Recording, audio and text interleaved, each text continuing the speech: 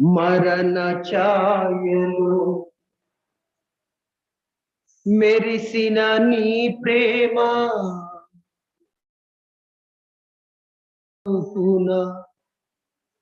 కురిసిన నీ కృపా నన్ను బలపరచెనయ్యా నిన్నే ఘనపరతునయ్యా యేసయ్యా యేసయ్యా యేసయ్యా యేసయ్యా నిన్నే నిన్నే నీవే నీవే నా రాజువయ్యా యేసయ్యా యేసయ్యా యేసయ్యా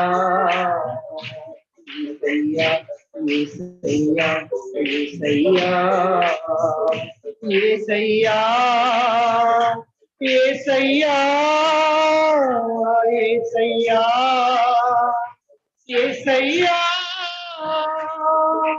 నిన్నే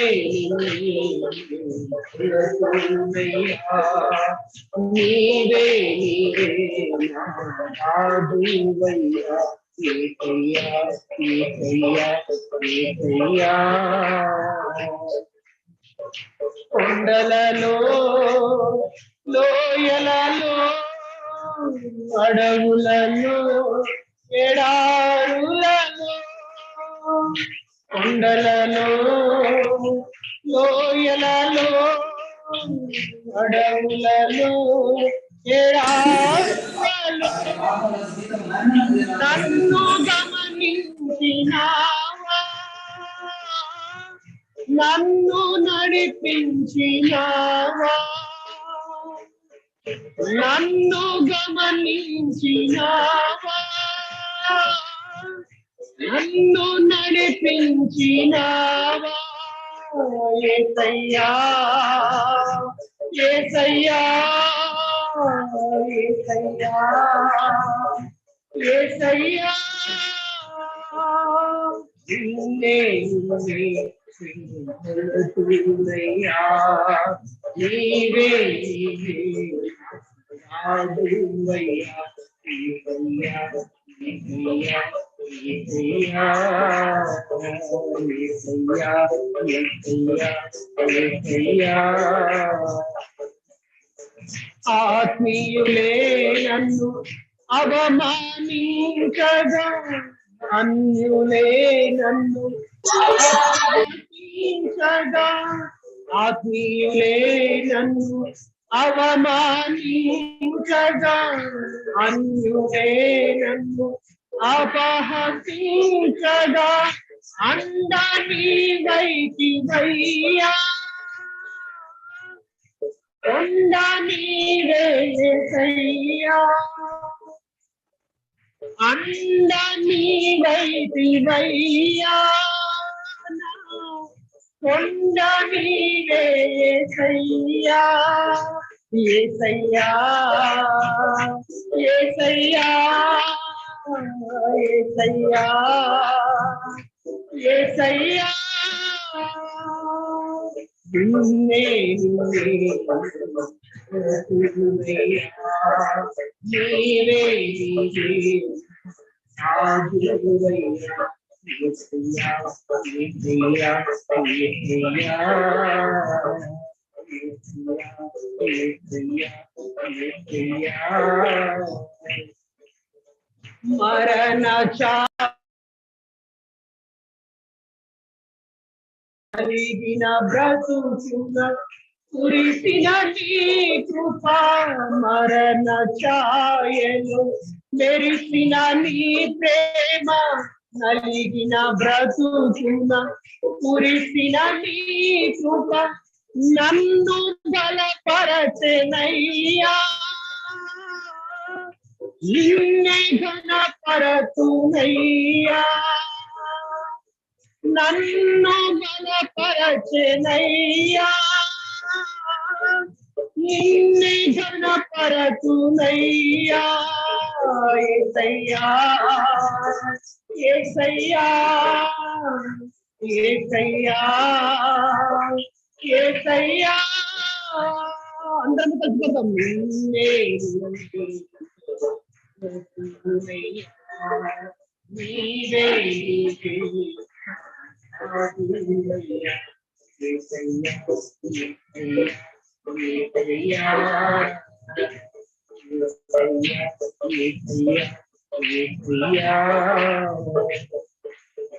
వంచన వంతెన ఒరిగిన భారాన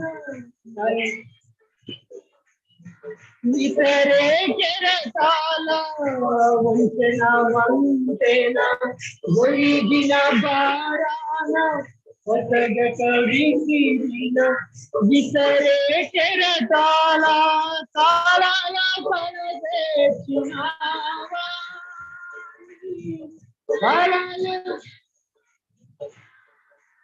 విసయా కాలాల పరదేశినావా వలల నన్ను మోపినావా యేసయ్యా యేసయ్యా యేసయ్యా యేసయ్యా నీవే యేసయ్యా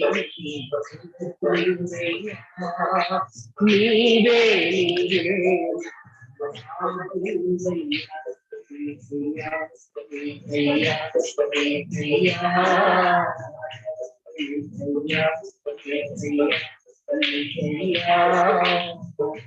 యేసయ్యా యేసయ్యా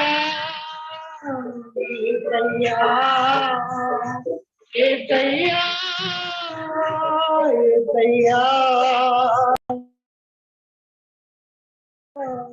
యేసయ్యా యేసయ్యా నిన్నే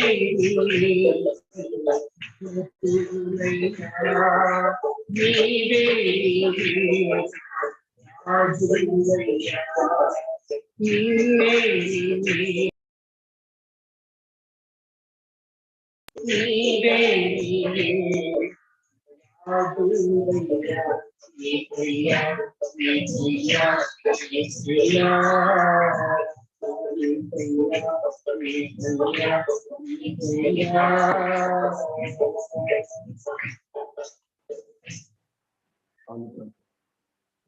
నీవెంతైనా నమ్మదగిన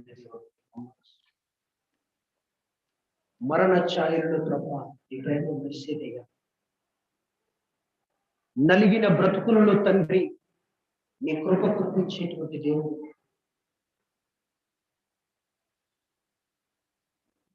ఈ రీతిగా ప్రభా నిన్ను ఆరాధించడానికి నిన్నే కొలుతూ నేను గానుకుంటున్న తండ్రి నేను గణపరచడానికి కీర్తించడానికి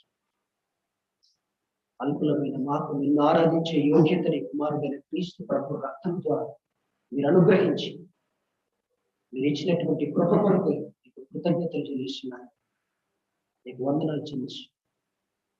ఇదిగో ఈ దినము ప్రభా నీ స్తుతి ఆరాధనలో నిలిచి ఉన్నటువంటి నీ బిడ్డలు ప్రభు నీ స్వరక్తం ఇచ్చి సంపాదించినటువంటి నీ పిల్లలయ్యా జ్ఞాపకం చేసుకుంటూ వారి హృదయాలను తెరిచి నిన్ను ఆరాధించు వారు ఆత్మతో సత్యముతో ఆరాధన చేయవలనని నీ లేఖనం సెలవిచ్చినది. నిన్ను ఆరాధించుటకు ప్రభా నిన్ను స్తుతించుటకు తమ హృదయాలను తెరిచి ప్రభా నీ బిడ్డలు నిన్ను గణపరచు నన్ను గణపరచు వారిని నిన్ను గణపరచుదని వాగ్దానం చేసిన దేవ ఇదిగో నీ బిడ్డలను ప్రభా గణపరచుట నీ పరలోక సంబంధమైన దేవుని ఆశీర్వాదం చేత నీ బిడ్డలను నింపమని నీ పాదాలు బట్టి ప్రతిమలతో ఇంకా ఆరాధించేటువంటి విరిగి నలిగిన మనస్సుతో ప్రభా నిన్ను కీర్తించి గణపరిచేటువంటి భాగ్యం ప్రతి ఒక్కరికి మీరు అనుగ్రహించి మీరే మహిమ ఘనత ప్రభావాలు పొంది చేసి నీ కొద్ది స్తుతి ఆరాధనను స్వీకరించి మీరే మహిమ పొందండి. మా రక్షకుడు నీ ప్రియకుమారుడైన క్రీస్తు యేసు ప్రభు పేరట ఈ స్తుతి ఆరాధన అంతటిని నీ పరమపాదులకు సమర్పిస్తున్నాను తండ్రి. దయచేసి అందరం కూర్చున్నాం.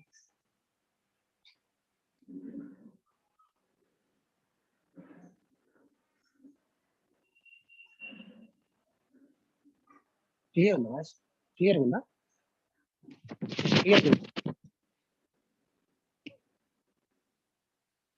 దేవుని ప్రశస్తమైన నామానికి మహిమ ఘనత ప్రభావాన్ని కలిగిన ఆమె దేవునికి స్తోత్రం. సంతోషం ప్రియులారా, మరి సమయంలో ఎవరైనా సాక్ష్యం చెప్పదలుచుంటే దయచేసి ఒక 5 నిమిషాల సమయాన్ని అప్పగిస్తా ఉన్నాను. ఎవరైనా సాక్ష్యం చెప్పదలిచినటువంటి వారు దయచేసి త్వరగా ముందుకు వచ్చి ఈ సాక్ష్యం పంచుకోండి. ప్రేమతో ప్రేమిస్తాను.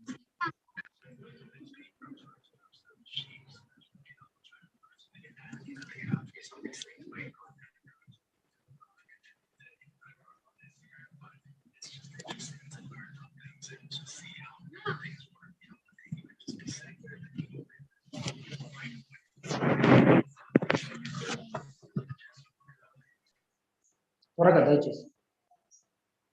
ఎవరు లేరా?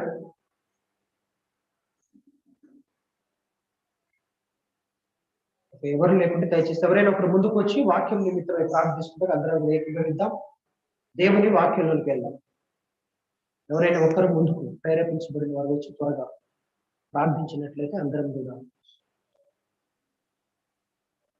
కూడా ప్రార్థన పూర్వకంగా దేవుని వాక్యంలోకి వెళ్దాం. త్వరగా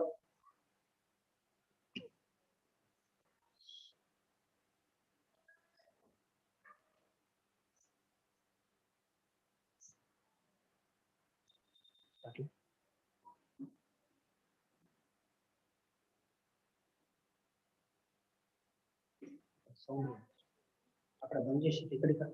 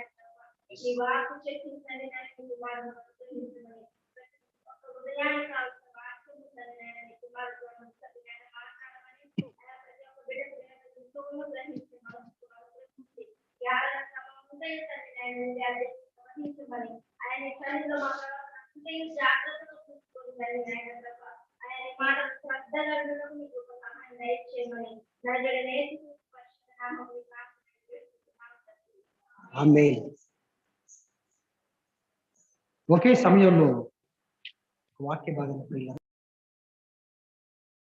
మధ్యలో ఉన్నటువంటి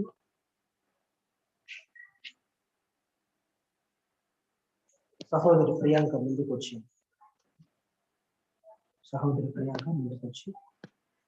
కొరందీలకు రాసినటువంటి రెండవ పత్రిక 11వ అధ్యాయము 16వ వచనం నుంచి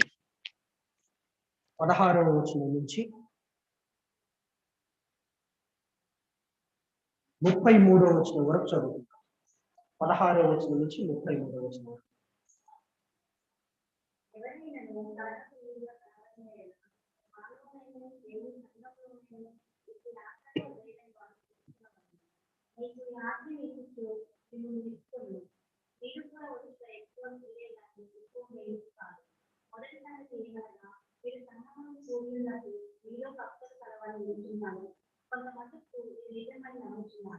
మీలో యోగ్యులైన వారెవరో కనబడినట్టు మీలో భిన్నాభిప్రాయం మీరందరూ కూర్చొని ఉండగా మీరు చదువులంటే భోజనం చేయడం ఏది అనగా మీరు మా భోజనం చేయబడింది ఒకరికంటే ఒకరు ముందుగా తన మట్టుకు తాను భోజనం చేస్తున్నారు.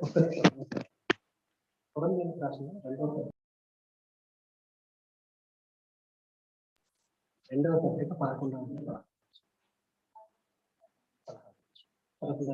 నుంచి 30.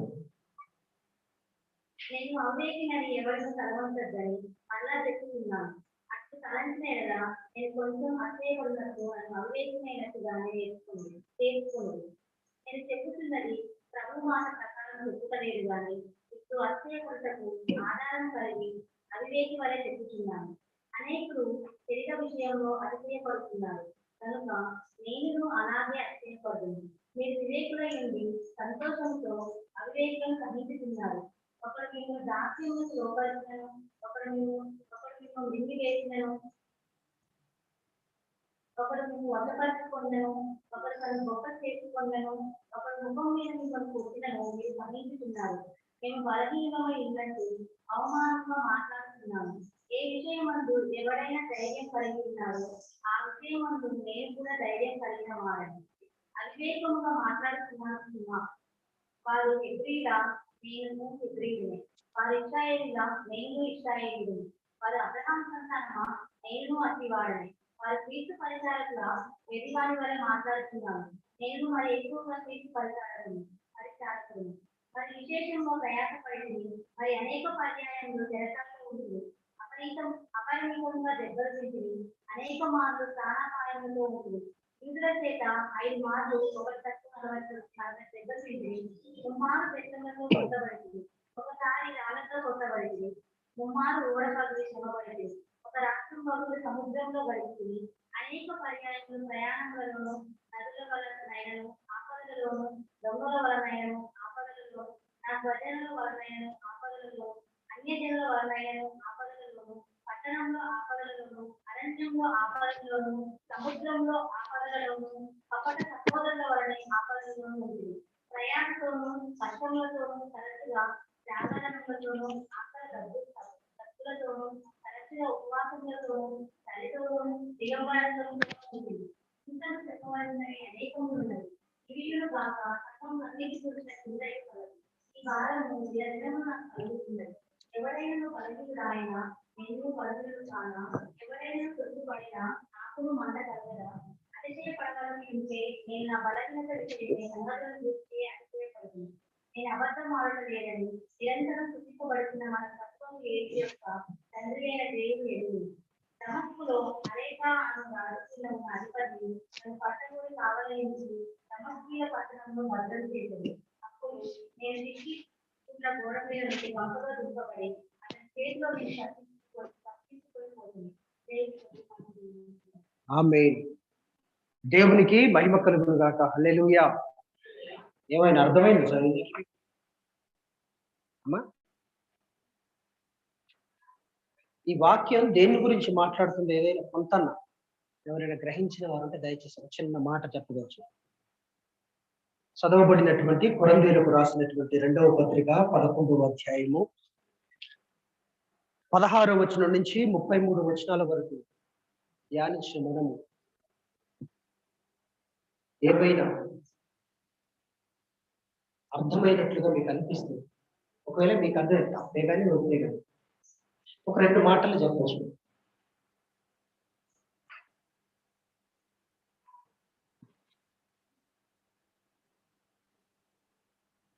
ఓకే రైట్, నేనే వివరిస్తాను. ఓకే, ఫస్ట్ ఆఫ్ ఆల్ దేవుని పరిశుద్ధమైన నామానికి మహిమ ఘనత ప్రభావం చెల్లిస్తూ ఈ పునరుద్ధాన ఆరాధన కూడి వచ్చినటువంటి సంఘ పెద్దలకు మరియు స్త్రీలకు పురుషులకు అదే రీతిగా ప్రియ యవన బిడ్డలందరికీ కూడా మన ప్రభువును ప్రియ రక్షకుడైన యేసు క్రీస్తు ప్రభువు గారిట కూడి వచ్చిన అందరికీ నా హృదయపూర్వకమైన వందనాలు తెలియపరుస్తూ ఉన్నాను. మరి అదే విధంగా ఈ యూట్యూబ్ లైవ్ లో మరి అదే విధంగా ఈ జూమ్ లైవ్ లో పాల్గొంటున్నటువంటి ప్రియ సహోదరులకు కూడా మన ప్రభు అయిన యేసు క్రీస్తు నామమున మీ కుటుంబాలకు సంఘపక్షంగా నా ప్రత్యేకమైనటువంటి వందనాలు మీకు కూడా తెలియపరుస్తూ ఉన్నాను. దేవునికి మహిమ కలుగును గాక. దయచేసి ఎవరైనా లైవ్ లో ఉన్నవారు ఒక్కసారి మీరు అన్మ్యూట్ చేసుకొని వాయిస్ క్లియర్ ఉంటే దయచేసి చెప్పండి. నేను కంటిన్యూ చేస్తాను. లైవ్ లో ఉన్నవారు ఓకే నా సార్, వాయిస్ వాయిస్ క్లియర్ ఉంది. ఓకేనా? Okay sir, okay sir. Praise lord sir. Voice clear sir. Praise okay. Okay sir. ఈ ఈ మైక్ శబ్దం బాక్సులది రావట్లేదా? సార్ బాక్సులది మీకు ఏమైనా వస్తుందా సౌండ్? ఏం రావట్లేదు? ఏం రావట్లేదు సార్, ఏం రావట్లేదు. Clear sir. Okay, okay sir. Thank you. Okay, దేవుని నామానికి మహిమ కలుగును గాక.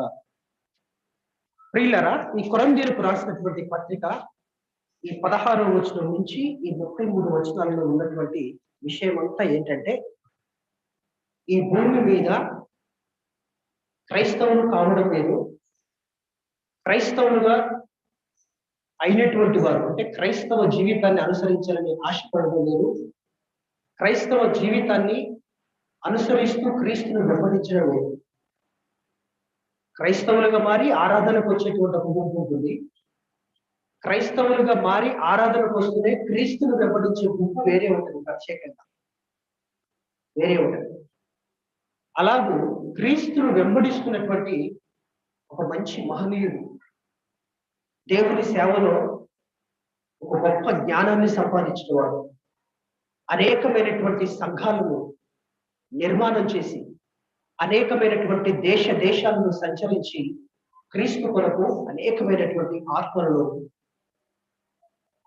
క్రీస్తు యొద్దకు చేర్చినటువంటి ఒక గొప్ప మహా వ్యక్తి, అపోస్తలుడుగా పేరుగాంచబడినటువంటి పౌలు గారు చాలా గొప్ప పరిచయం చేసినటువంటి వ్యక్తి.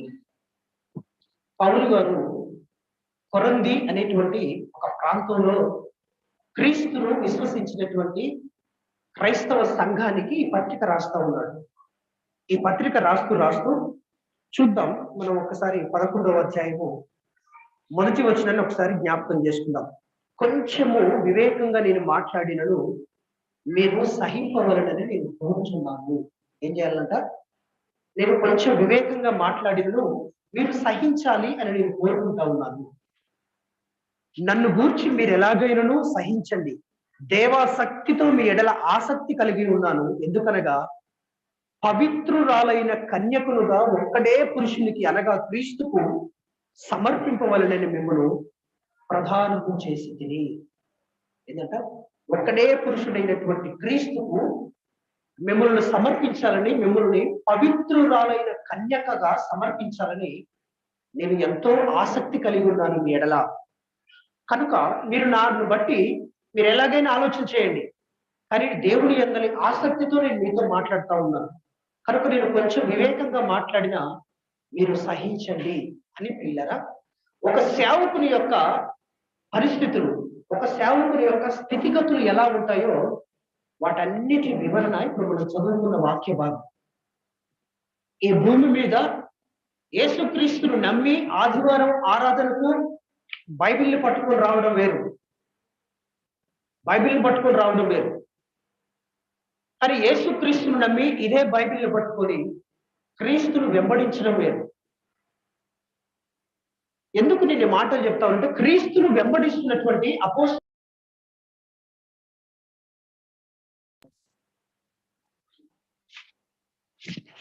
ఒక్కసారి నాది మ్యూట్లో పెట్టి, అంటే ఫోన్ కాల్స్ వస్తాయిగా, అది సైలెంట్ వేసి ఆ మెసేజ్ వచ్చినప్పుడు నాకు సౌండ్ వస్తుంది. మామూలుగా పైనుంచి ఇట్లా పైనుంచి అది సైలెంట్ చేసేది. ఇంకోసారి right. Okay, thank you. Right, okay, right. Message వచ్చిన ఏది వచ్చినా నాకు సౌండ్ వస్తుంది.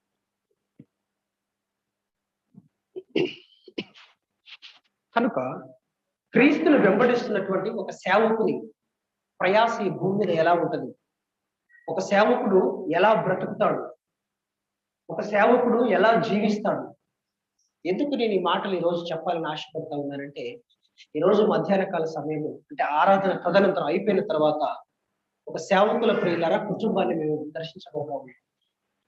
కీర్తిశేషులు మరి మన దైవజనులు రొడ్డా మోజెస్ పాస్టర్ గారు వారు ఈ లోకయాత్రను ముగించిన తరువాత ఒక 3 మాసాలు ఏమనుకుంటా యాకోబ్ పాస్టర్ గారు వచ్చిపోవడం జరిగింది.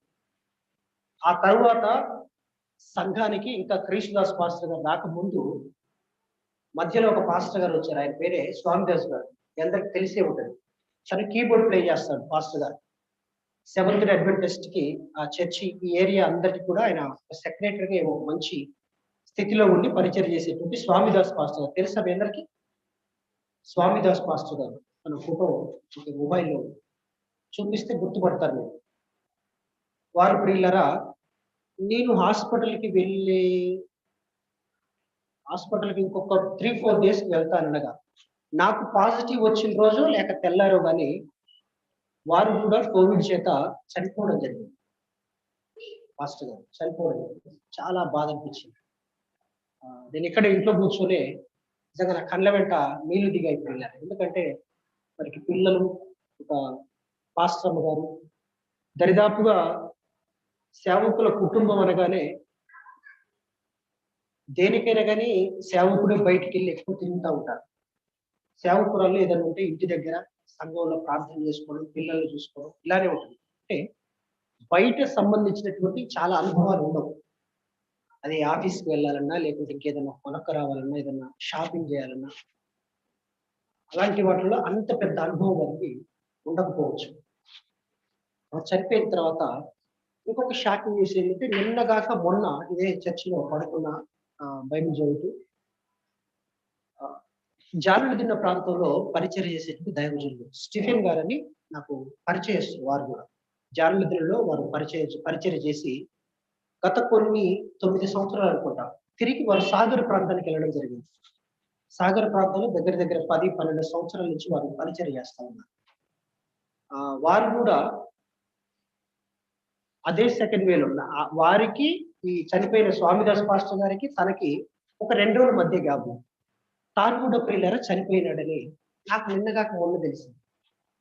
సహోదరులు చెప్పేసరికి నేను చూసిన తర్వాత ఆ జానులదిన్న ఇప్పుడు ప్రస్తుతానికి వెళ్తున్న ఒక పాస్టర్ గారు, మా మామయ్య గారు, గిరిజోలు గారు, వారికి ఫోన్ చేస్తే ఇలా ఇంత ముందు సంఘంలో చేసిన పాస్టర్ గారు చనిపోయారంటే, అవును శ్యామ్ చనిపోయాడు, కోవిడ్ చేతిలో చనిపోయాడని.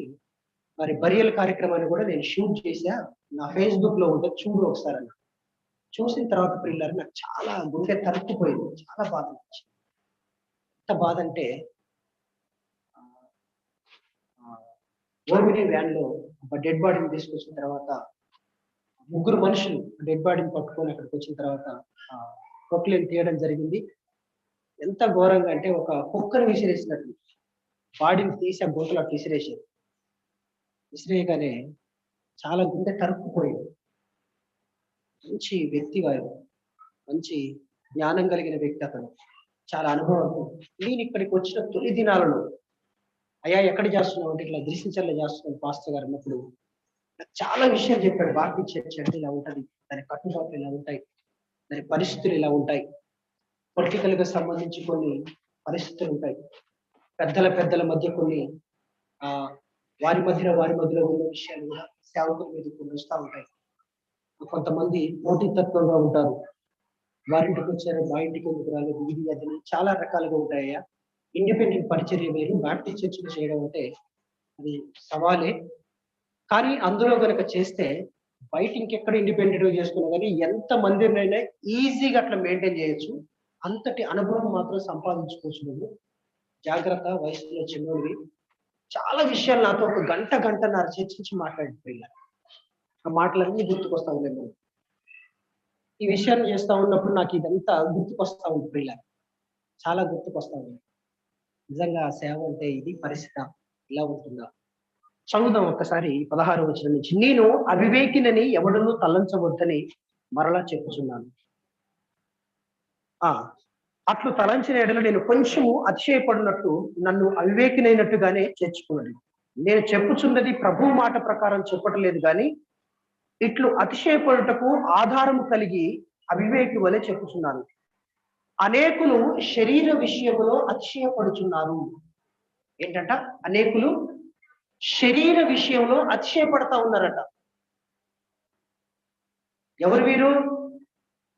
కొరంథీలో ఉన్నటువంటి సంఘస్థులు యేసుక్రీస్తు ప్రభువుని స్వరక్షకుడుగా అంగీకరించి, యేసుక్రీస్తు ప్రభు యొక్క రక్తములో కడగబడి, యేసుక్రీస్తు ప్రభువుని ఆరాధిస్తున్నటువంటి క్రీస్తు యొక్క భక్తులు, క్రీస్తుని వెంబడిస్తున్నటువంటి వ్యక్తులుగా కనపడుతున్నటువంటి వారు వీరాట ఆత్మ సంబంధమైన విషయాలలో రావాల్సింది పోయి శరీర విషయంలో అతిశయపడతా ఉన్నారట. కనుక నేనును అలాగే అతిశయపడుదును, నేనును అలాగే అతిశయపడుదును. చూద్దాం. మీరు వివేకులయుండి సంతోషముతో అవివేకులను సహించుతున్నారు. ఒకడు మిమ్మల్ని దాస్యమునకు లోపరిచినను, ఒకడు మిమ్మల్ని మృంగివేసినను, ఒకడు మిమ్మల్ని వశపరుచుకునేను, ఒకడు తన్ను గొప్ప చేసుకునేను, ఒకడు ముఖము మీద మిమ్మల్ని కొట్టినను మీరు సహించుతున్నారు. మేము బలహీనులమైనట్టు అవమానముగా మాట్లాడుతున్నారు. మేము బలహీనులమైనట్టు మీరు అవమానంగా మాట్లాడుతున్నారు. పౌలు గురించి అట, పౌలు చాలా బలహీనుడు అన్నట్లుగా మాట్లాడుతూ ఉన్నారట కొరంది వాళ్ళు. కానీ పౌలు యొక్క స్వస్థలం ఎక్కడిది? అంతియోకయలోని తార్సు పట్టణం. తార్సులో జీవించేవాడు.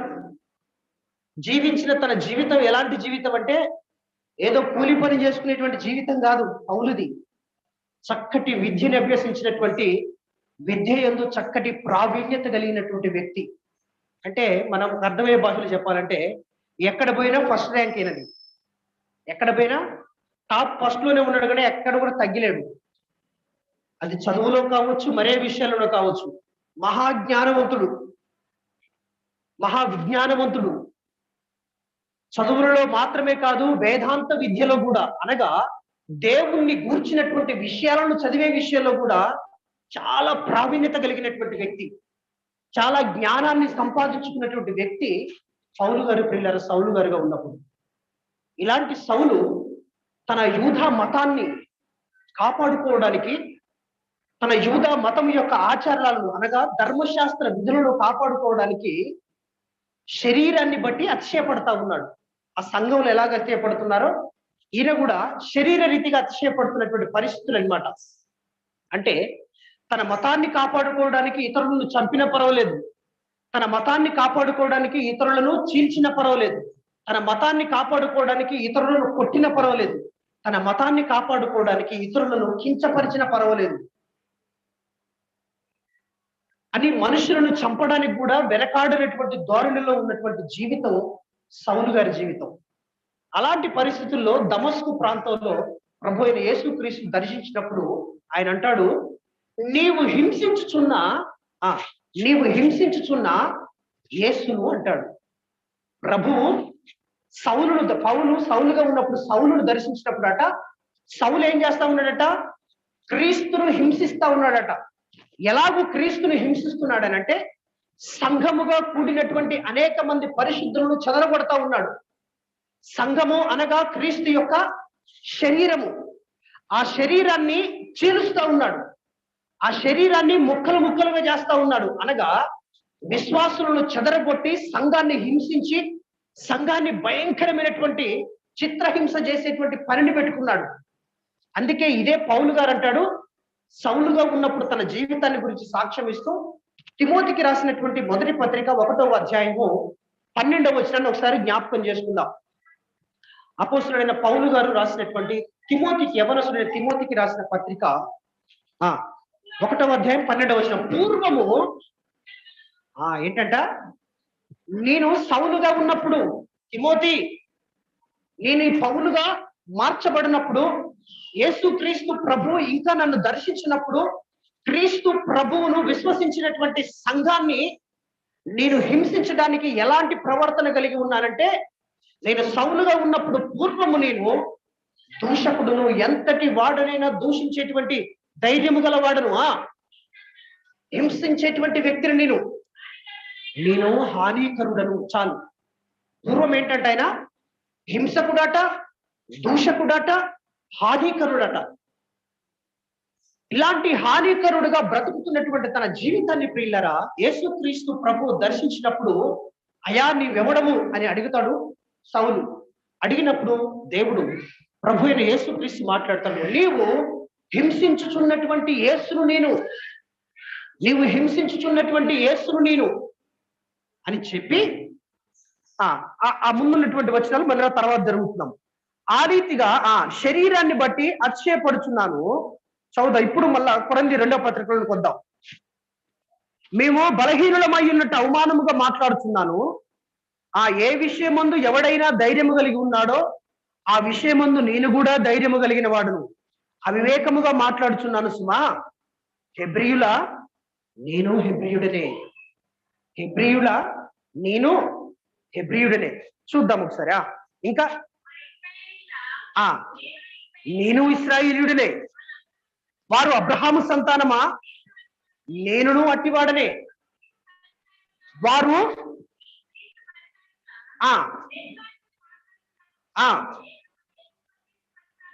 నేను మరి ఎక్కువగా క్రీస్తు పరిచారకుడును, మరి విశేషముగా ప్రయాసపడితిని, మరి అనేక పర్యాయములు ఆ ఆ ఆ ఆ ఆ ఆ గడిపితిమి.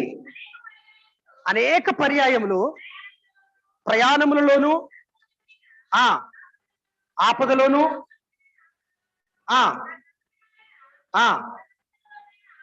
ఆపదలోను అన్యజనుల వలనైనటువంటి ఆపదలోను అరణ్యములో ఆపదలోను ఆపదలోను ఉంటిని. కష్టముతోను తరచుగా జాగారములతోనూ తరచుగా ఉపవాసములతోనూ చలితోనూ దిగంబరత్వంతోనూ ఉంటిని. చూడండి, పరిచర్యలో పౌలు గారు పిల్లరా పడుతున్నటువంటి బాధ. పౌలు గారు ఈ మైకులు దిశ పౌలు గారు పడుతున్నటువంటి బాధ.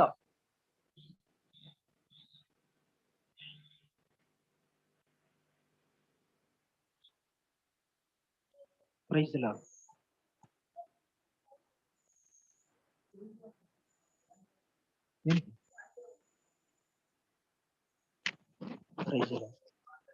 సౌండ్ రావట్లేదు. బ్రీదా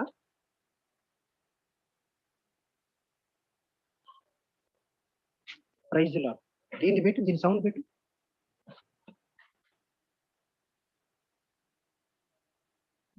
ప్రైజ్ ది లార్డ్. దేవునికి మహిమ కలుగును గాక. రైట్.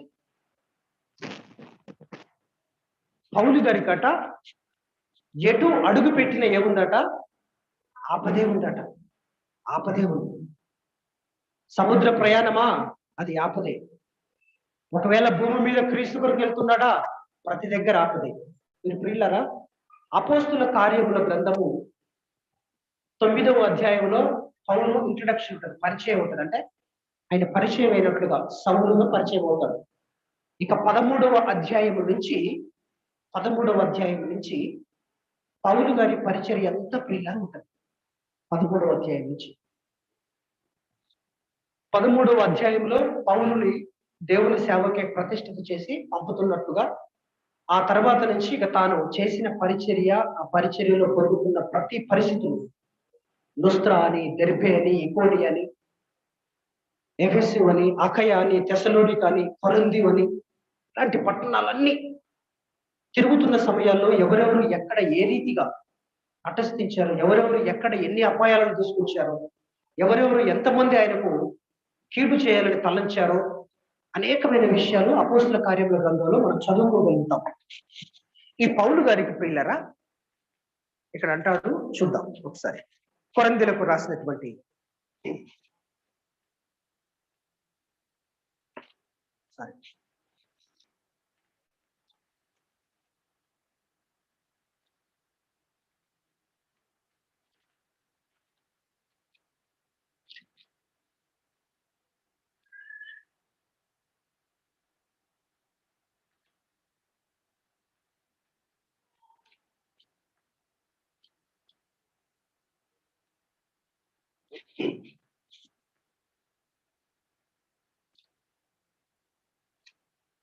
ఒక్కసారి తెస్సలోనికీయులకు రాసిన పత్రిక, తెస్సలోనికీయులకు రాసినటువంటి పత్రిక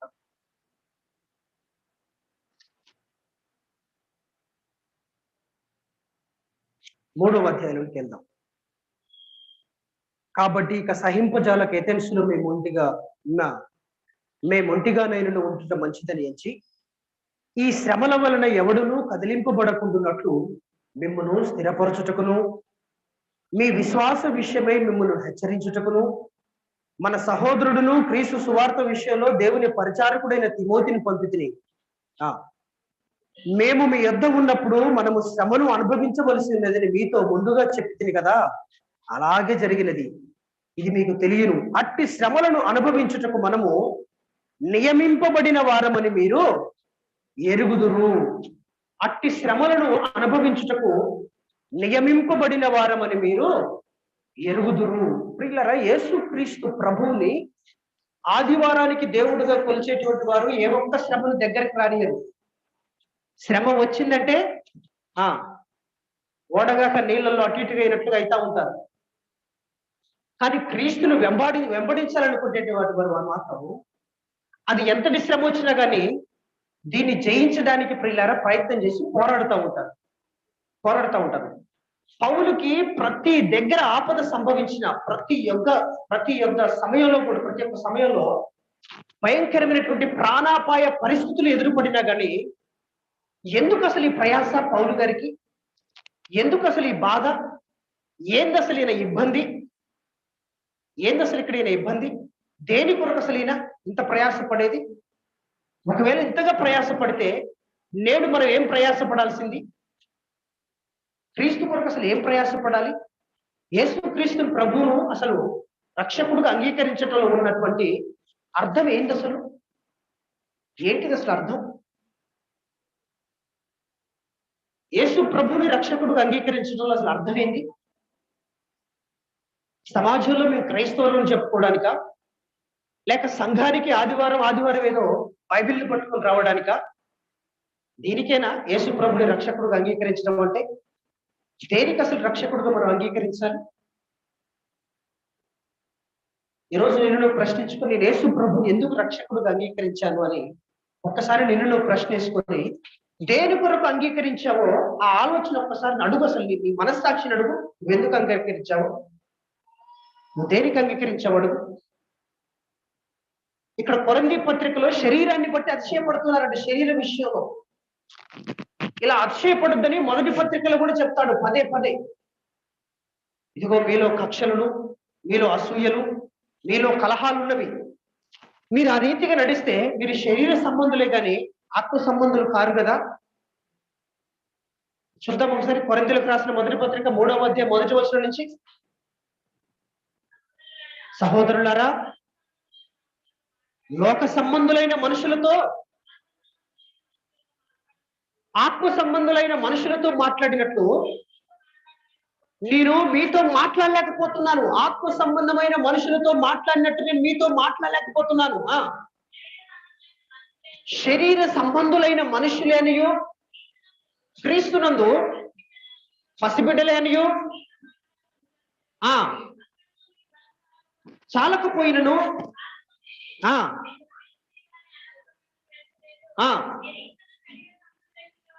మీరింకను శరీర సంబంధులై ఉండటం వలన ఇప్పుడును మీరు బలహీనులై ఉన్నారు కారా? కలహములు ఉండగా మీరు శరీర సంబంధిగా మనుష్య రీతిగా నడుచుకుని వారు కారా? ఒకడు నేను పౌలు వాడను, మరి ఒకడు నేను అపోల్లో వాడను అని చెప్పినప్పుడు అపోల్లో ఎవడు? పౌలు ఎవడు? పరిచారకులే కదా. ఒక్కొక్కరికి ప్రభువు అనుగ్రహించిన ప్రకారము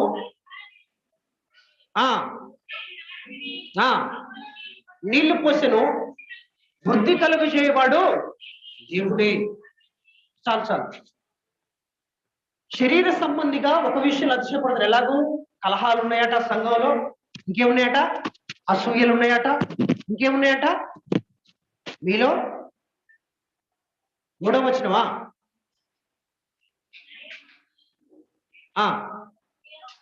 అసూయలు, కలహములు ఉన్నాయట. ఆ రీతిగా అతిశయపడాల్సి వస్తే శరీరాన్ని బట్టి పౌలు గారి స్టేటస్ ఎంత గొప్పదో తెలుసా? పౌలు గారి జీవితం ఎంత గొప్పదో తెలుసా? శరీర సంబంధంగా ఒక్కసారి అనగా ప్రభువును అంగీకరించకుండా తాను జీవించవలసి వస్తే ఒకవేళ ఆయనకు ఉన్నటువంటి ప్రియులారా స్థితి ఏందో ఒక్కసారి మనం చూద్దాం. ఫిలిప్పీలకు రాసినటువంటి పత్రిక 3వ అధ్యాయము 3వ వచనం నుంచి ప్రియులారా కంటిన్యూగా నేను చదువుతాను, జాగ్రత్తగా వినండి. ఎందుకనగా శరీరమును ఆస్పదము చేసుకొనక దేవుని యొక్క ఆత్మ వలన ఆరాధించుచు క్రీస్తు యేసునందు అక్షయపడుచున్న మనమే సున్నతి ఆచరించు వారము కావలియునంటే నేనును శరీరమును ఆస్పదము చేసుకొనవచ్చును, మరి ఎవడైనాను శరీరమును ఆస్పదము చేసుకొనదలిచిన ఎడల నేను మరి ఎక్కువగా చేసుకొనవచ్చును. 8వ దినమున సున్నతి పొంది తిని ఇశ్రాయేలు వంశపు వాడనై బెన్యామీను గోత్రములో పుట్టి హెబ్రీయుల సంతానమైనటువంటి హెబ్రీయుడనై ధర్మశాస్త్ర విషయమందు పరిసయుడనై ఆసక్తి విషయములో సంఘమును హింసించువాడనై ధర్మశాస్త్రము వలన నీతి విషయము అనింద్యుడనై ఉంటిని. అయినను ఏవేవి నాకు లాభాకరములై ఉండెనో వాటిని క్రీస్తు నిమిత్తము నష్టముగా ఎంచుకుంటుంది. హెబ్రీయుల సంతానమట, ఆయన ధర్మశాస్త్రమందు పరిసయుడట, గొప్ప వంశంలో బెన్యామీను వంశంలో పుట్టినవాడట, అబ్రహాము యొక్క సంతానముగా పిలువబడుతున్నవాడట. ఏ గోత్రంలో చూసినా గాని, ఏ పరిస్థితుల్లో గుండా తన జీవితాన్ని చూసినా గాని మహాజ్ఞానవంతుడిగా బ్రతుకుతున్నటువంటి వ్యక్తి శరీరాన్ని బట్టి చూస్తే గనక, శరీరాన్ని ఆస్పదం చేసుకోవలసి వస్తే గనక అందరూ ఈ వద్దకు రావలసినటువంటి వారు అంతటి స్థితిలో ఉన్నాడు ప్రియులారా. కానీ ఇలాంటి ఉన్నతమైనటువంటి స్థితిగతులన్నిటినీ వీటన్నిటిని విడిచిపెట్టి ఇందాక మనం చదువుకున్న దగ్గర అంటాడు, ఒకటి తక్కువ ఎన్నిసార్లట ముమ్మారు పట్టించుకున్నాడట. ముమ్మారు కొడతా ఉంటుంది. 3 సార్లు కొడితే 3 సార్లు కూడా 1 తక్కువ 40 దెబ్బలాట. రోమా సైన్యము 1 తక్కువ 40 దెబ్బలు కొట్టాలి. అది వారి శిక్షించినప్పుడు అది వారి యొక్క విధి అనమాట. అది ఎవరైనా తప్పు చేశారు అని తెలిస్తే వారిని 1 తక్కువ 40 దెబ్బలు, కొరడా దెబ్బలు కొట్టి వారిని విడిచిపెడతారనమాట. ప్రభు అయిన యేసుక్రీస్తు ప్రభువును కూడా అలాగే కొట్టారు. అలాగే పౌలు గారు ఎన్నిసార్లు తిన్నారట? 3 సార్లు తిన్నారట. 5 మార్ల ముమ్మార 5. చూడండి ఒకసారి చదవండి. ఆ యూదుల చేత 5 మారులు 1 తక్కువ 40 దెబ్బలు 5 మార్లు తిన్నాడట పిల్ల. 5 మార్లు ఎందుకు తిన్నాడు? అసలు ఏంటి బాధ అంతా ఈయనకి? ఏంటిది? ఏం సంపాదించుకున్నావు నేను?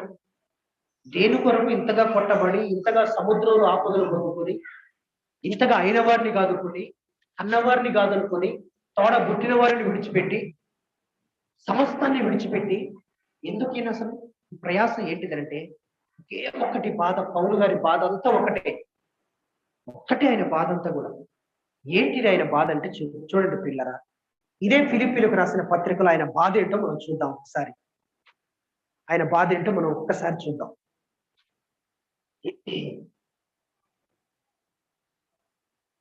10వ వచనం, 3వ అధ్యాయం 10వ వచనం చూస్తే పౌలు గారి ఆశ, పౌలు గారి బాధ ఏందో మనకు కనపడుతుంది అక్కడ. ఏ విధము చేతనైనను మృతులలో నుండి నాకు పునరుద్ధానం కలగవలనని. దేవునికి స్తోత్రం. హల్లెలూయా, హల్లెలూయా. ఆదివారం ఆరాధనకు బైబిల్ పట్టుకొని రావడం వేరు, బైబిల్ పట్టుకొని దేవుణ్ణి క్రీస్తును వెంబడించడం వేరని చెప్పానే. ఇలాగూ క్రీస్తును వెంబడిస్తున్నటువంటి పౌలు గారి బాధ అంతా కూడా ఏంటిదంటే ఒకే ఒక్క ఆయన బాధ.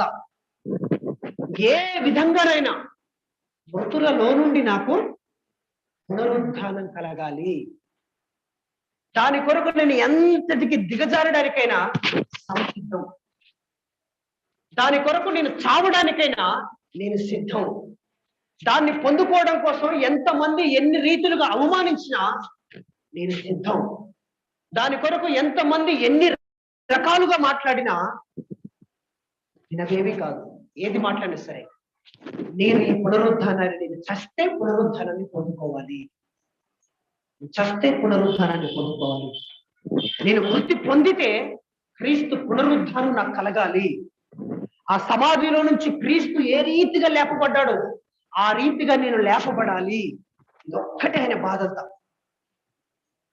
నా ప్రియమైనటువంటి దేవుని సంఘమా, నా ప్రియమైనటువంటి క్రైస్తవురాలా, ఈరోజు నేను అడుగుతా ఉన్నాను, క్రీస్తును వెంబడిస్తున్నటువంటి నీకు ఉన్న ఆశ ఏంటి? నీకే ఆశ ఉంది? క్రీస్తును అంగీకరిస్తే నా పిల్లలకు ఉద్యోగాలు వస్తాయనో, క్రీస్తును అంగీకరిస్తే ధనాన్ని సంపాదించుకోవాలనో, క్రీస్తును అంగీకరించినందుకు నా కుటుంబం ఇలా ఉండాలని, క్రీస్తును అంగీకరించినందుకు నా ఇల్లు చక్కగా కట్టబడాలని, క్రీస్తును అంగీకరించినందుకు నేను అందరికంటే కూడా పై ఎత్తులో ఉండాలని, క్రీస్తును అంగీకరించినందుకు నా కుటుంబం అందరికంటే ఆశీర్వాదంగా ఉండాలని, ఇదేనా మనం కోరుకునేది? పౌలు గారికి భౌతికంగా చూస్తే దేంట్లో కూడా పనికిరాని వాడు. వీటన్నిటిని వదిలిపెట్టిన తర్వాత పౌలు ఎవరు ఎత్తారండి? ధనాన్ని వద్దనుకున్నాడు, అయినోళ్ళని వద్దనుకున్నాడు, తోడబుట్టిన వద్దనుకున్నాడు, కన్నవాడిని వద్దనుకున్నాడు. ఎవరిని వద్దనుకొని ఈ రీతిగా ఒక 10 మందిని సంఘాన్ని ఏర్పరచడం, వారికి ప్రభువుల గురించి తెలియపరచడం, వెళ్ళిపోవడం, వారు పెట్టిన అన్నాన్ని మరలా ఇంక దగ్గరికి వెళ్ళడం, అక్కడ ప్రభువుల గురించి తెలియపరచడం, ఆ ప్రాంతాల్లో కొంతకాలం ఉండడం, అక్కడ ఒక 10 మంది 20 మందిని పోగు చేయడం, యేసు క్రీస్తు ప్రభువుకు వారిని అప్పగించిన వాక్యానికి అందులో నుంచి ఒక సేవకుని తయారు చేయడం, చలో వెళ్ళిపోవడం. ఇలాగపోయిన తర్వాత ఇక్కడ ఎవరెవరైతే ఈ రీతిగా సంఘంగా ఏర్పరచబడ్డారో, ఏర్పరచబడినటువంటి వీరు కొంత సహాయ సహకారాలు పంపిస్తా ఉన్నారు. వాటిని బట్టి అంత మాత్రమే కదా, ఏ ప్రాంతంలో అయితే ఎక్కువ సమయం ఉండాలో ఉన్నటువంటి ప్రాంతాల్లో తన కష్టార్జితాన్ని తానే చేస్తూ, తన పని తానే చేస్తూ, తన పొట్ట మందం వెళ్ళదీసుకుంటూ, అనగా తినే తిండి మందం వెళ్ళదీసుకుంటూ మరల పరిచర్య చేసుకుంటూ పిల్లలు వెళ్తాం. దేని కొరకు ఇదంతా అంటే, ఏది సంపాదించినా, ఏది వెనకేసినా, ఎన్ని పదవులున్నా, ఎన్ని ఉన్నా, ఎంత ఉన్నతమైన స్థితి లోకంలో ఉన్నా కానీ ఎన్ని నాకు దూరమైన పర్వాలేదు అని ఒకే ఒకటి నా ఆశ ఏంటంటే, నేను మృతి పొందితే పునరుద్ధానాన్ని పొందాలి. నేను మృతి చెందితే పునరుద్ధానాన్ని నేను పొందుకోవాలి. వేరేది నాకేది అవసరం లేదు. ఆ పునరుద్ధానాన్ని గనక నేను పొందుకుంటే ప్రభు ఎదుట యుగ యుగాలు నిలవబడతాను. నా స్థిరమైన ఆస్తి అదే, నా స్థిరమైన ఆశీర్వాదం అదే, నా స్థిరమైన బంధుత్వం అదే, నా స్థిరమైన రక్త సంబంధం అదే, నా స్థిరమైనటువంటి నన్ను కన్న తండ్రి ఆయనే. ఎవరూ లేరన్నట్టుగా ప్రియులరా తన జీవితాన్ని కొనసాగిస్తా ఉన్నాడు. ఎందుకంటే ప్రభువు చెప్పాడు, ఏమని? నా నిమిత్తమే మీరు తల్లిదండ్రులనైనను, ఇండ్లనైనను, భూములనైనను, భార్యనైనను, పిల్లలనైనను వీటన్నిటిని విడిచిపెట్టి నన్ను వెంబడించబోని ఎడల ఇహమందు నూరంతలను, పరలోకమందు అత్యధికమైన ప్రతిఫలాన్ని, రెట్టింపు ప్రతిఫలాన్ని అనుగ్రహిస్తారని వాగ్దానం చేశారు. ఈరోజు ఒక సేవకులంగా బ్రతుకుతున్నటువంటి కుటుంబాలను రాత్రి గుండా నుంచి ఆలోచన చేస్తా ఉన్నాను. సంపాదించుకోవాలంటే సంపాదించే జ్ఞానం లేక కాదు, మాకు కష్టపడాలంటే కష్టానికి చేతగాని వారం కాదు, సమాజంలో ఎదిరించుకుంటూ తిరగాలంటే సమాజంలో ఎదిరింపు చేయలేనటువంటి బలహీనమైన వ్యక్తులమే కాదు, సమాజంలో ఎంతటి వారినైనా ఎవరినైనా ఎదిరించగలిగేటువంటి ధైర్యము, శక్తి, సామర్థ్యత ఉన్నవారమే. ఎవరినైనా నిలదీసి ప్రశ్నించేటువంటి తత్వం కలిగిన వ్యక్తులమే లోపట. వెనక కుటుంబాలు లేవా? కన్నవారు లేరా? ఒకే గర్భవాసము గుండా వచ్చినటువంటి తోబుట్టువులు లేరా మాకంటూ? అందరూ ఉన్నారు పిల్లలు. కానీ అందరికంటే కూడా ఎక్కువ ఒక్కసారి క్రీస్తును అంగీకరించి ప్రభువా నీవు రక్షకుడువు అనేటువంటి ఒక విశ్వాసాన్ని హృదయంలో స్థిరపరచుకొని నీ పునరుద్ధానాన్ని నేను పొందుకోవాలయా అనే ఒక ఆశ హృదయంలో ఉండి, ఆ ఒక్క ఆశ ఏం చేస్తుందో తెలుసా? ఇటు సంఘాన్ని, అటు కుటుంబంలో తల్లిదండ్రుల్ని, ఇరువురిని కనుక అక్కడ పెట్టి పిల్లలు చూస్తే, నేను చెప్తా ఉన్నాను, నిజంగా సేవకులంగా దేవుని పరిచర్య కొరకు, పునరుద్ధానం కొరకు ఆశించేవారమైతే తల్లిదండ్రులకై ఒక్కడుగు పడితే 4 అడుగులు సంఘం అయిపోయింది. దాంట్లో సందేహం లేదు. వారు కన్నవారు కదా, కన్న తల్లిదండ్రులు కదా అనేటువంటి లోపల ఒక బాధ ఉండి ఒక అడుగు వేస్తామేమో అంట, కానీ ఒక్కడుగే అటు వేస్తామేమో, కానీ అదే సంఘము ఏ సంబంధం లేదు. రక్త సంబంధం లేదు, పేగు సంబంధం లేదు, బంధుత్వం లేదు, ఆర్థిక పరమైనటువంటి లావాదేవీలు లేవు, భౌతిక సంబంధమైన స్నేహితులం కాదు. అయినా సరే అటు దానికంటే కూడా 4 అడుగులు ఎక్కువ విజయపడుతుంది సేవకు. అర్థం ఏంటంటే పిల్లరా, వారికంటే ప్రాముఖ్యం ఎందుకు తెలుసా? మీరంత ప్రాముఖ్యం అంటే, ఒక సేవకునికి మీరు క్రీస్తు రక్తము చేత అడగబడినటువంటి వారు, మీరు క్రీస్తు రక్తములో శుద్ధీకరించబడినటువంటి పరిశుద్ధులు, మీరు క్రీస్తు సహవాసంలో ఉన్నటువంటి క్రీస్తు యొక్క సైనికులు, క్రీస్తును విశ్వసించినటువంటి రక్షకుడుగా అంగీకరించినటువంటి ఒక విశ్వాస గృహం. ఈ గృహానికి ఈ మందకు అనే దేవుడు ఒక కాపుని మనల్ని ఉంచాడు. నా తల్లిదండ్రులు ఉంచలే, నా తోడబుట్టిన వారు ఉంచలే, లేక మా అయిన వారు ఎవరో ఉంచలే, లేక మా బంధువులు ఎవరో తీసుకొచ్చి ఇక్కడ ఉంచలే, లేక మా స్నేహితులు ఎవరో తీసుకొచ్చి ఇక్కడ ఉంచలే. ఒకే ఒకటి ఏంటంటే, దేవుడు తీసుకొచ్చి ఉంచాడు. పని ఎవరిది? దేవుడి. ప్రజలెవరు? దేవుని ప్రజలు. ప్రజలెవరు? దేవుని ప్రజలు. మిమ్మల్ని ఏదైనా ఒకవేళ మిమ్మల్ని ఏదైనా అంటే, ప్రభువు మమ్మల్ని ఎక్కడ కోపగించుకుంటాడో, ప్రభువు ఎక్కడ ఈ పరిచర్య నుంచి మమ్మల్ని తృణీకరిస్తాడో, ప్రభువు ఎక్కడ మీ నుండి మమ్మల్ని వేరు చేస్తాడో, దానికోసం సంఘంలో భౌతికమైనటువంటి దీవెనని బట్టి, ఆశీర్వాదాన్ని బట్టి అతిశయపడేవారు ఎన్నన్నా. సంఘంలో రకరకాల మనస్తత్వం కలిగిన వారు ఉంటారు. అర్థం చేసుకునేవారు ఉంటారు, కొంతమంది అర్థం చేసుకునే వాళ్ళు ఉంటారు. అర్థం చేసుకునే వ్యక్తులు కొన్ని సందర్భాల్లో కొన్ని బాధాకరమైనటువంటి మాటలు మాట్లాడినా, ఇంకొక మాట చెప్పాలంటే, మన పరిభాషలో మనకి ఇంకా బాగా అర్థమయ్యే మాటలు చెప్పాలంటే, చచ్చిన పేన కుక్కిన పేన ఏమంటారు? ఏందట? ఏందా సామెత? కుక్కిన పేన చచ్చిన పేన. కుక్కిన పేన ఎలాగో నలిగి దానికి అతికి ఉంటుందో, ఏదో సంఘం కొరకు, సంఘం కుటుంబాల కొరకు మేము అతికి ఉండాలంటే, అతికి ఉండాలి పిల్లలు. ఇంకొక విషయాన్ని చెప్పుకోవాలంటే ఒకే ఒక మాట చెప్పుకోవచ్చు. ఏంటిదంటే, బ్రతికి భౌతికంగా కనపడుతున్న చచ్చిన వారంగా బ్రతుకుతున్నటువంటి వారం. సింపుల్గా చెప్పుకోవాలంటే, భౌతికంగా మీకు సజీవంగా కనపడుతున్న చచ్చిన వారితో సమానం అనమాట. చచ్చిన వాళ్ళతో సమానం.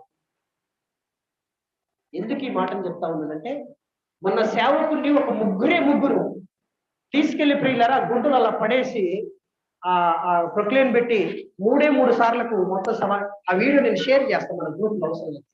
ఆ వీడియోని షేర్ చేస్తాను పాస్టర్ గారు.